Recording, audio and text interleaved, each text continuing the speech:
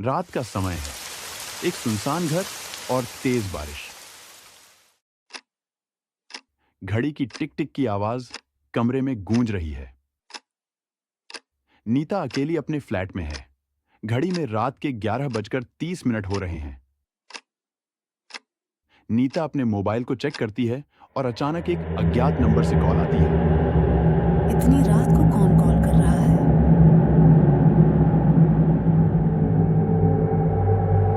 Nita call उठाती है, लेकिन कोई जवाब नहीं आता।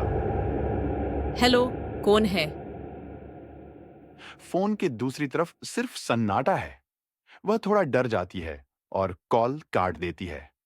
कुछ सेकंड बाद फिर से उसी नंबर से कॉल आती है।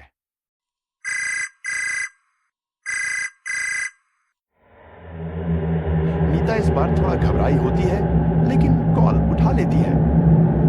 तुम्हें पता है ना, तुम पर नजर रखी जा रही है। कौन हो तुम? ये मजाक है क्या?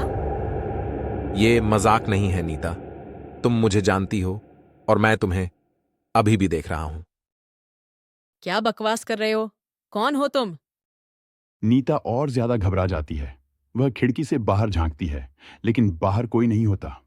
नीचे की सड़कें खाली हैं, अंधेरा है, चारों तरफ सिर्फ खामोशी है। लेकिन तभी उसे सड़क के दूसरे कोने पर कोई शख्स खड़ा नजर आता है। वह काले कपड़ों में है और उसका चेहरा स्पष्ट नहीं दिखाई देता।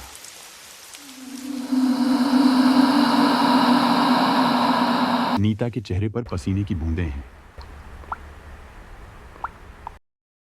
वह तेजी से पर्दे खींचती है और दरवाजा बंद कर देती है। उसकी सांसें तेज हो जाती हैं। तभी लाइट चली जाती है और कमरा पूरी तरह से अंधेरे में डूब जाता है। नीता के हाथ से फोन गिर जाता है। वह घबराकर अपने फोन की फ्लैशलाइट ऑन करती है और लिविंग रूम की ओर भागती है।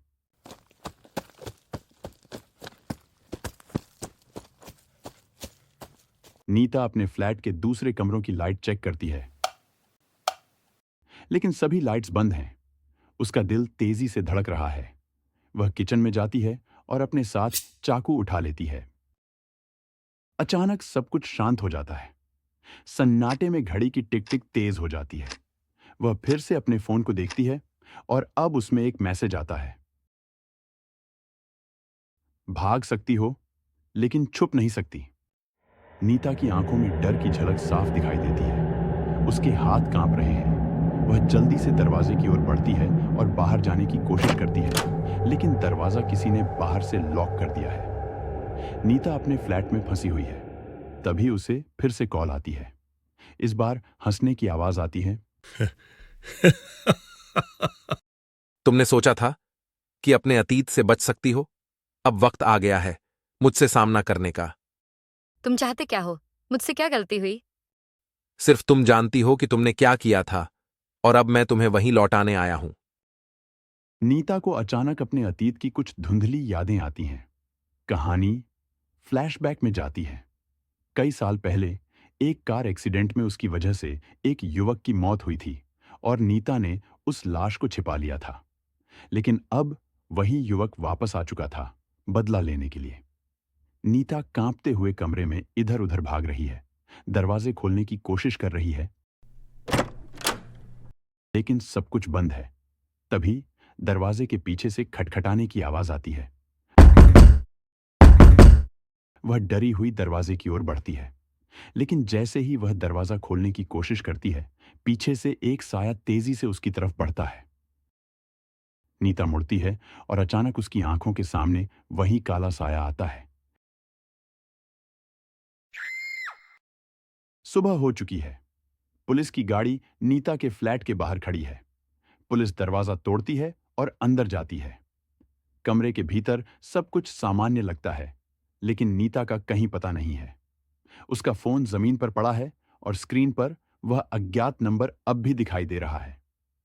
पुलिस अफसर फोन उठाकर देखता है और स्क्रीन पर आखिरी मैसेज दिखाई देता है। अब बहुत देर हो चुकी है। कहानी का रहस्य यह है कि काला साया एक वास्तविक व्यक्ति नहीं, बल्कि नीता के अतीत का डर था।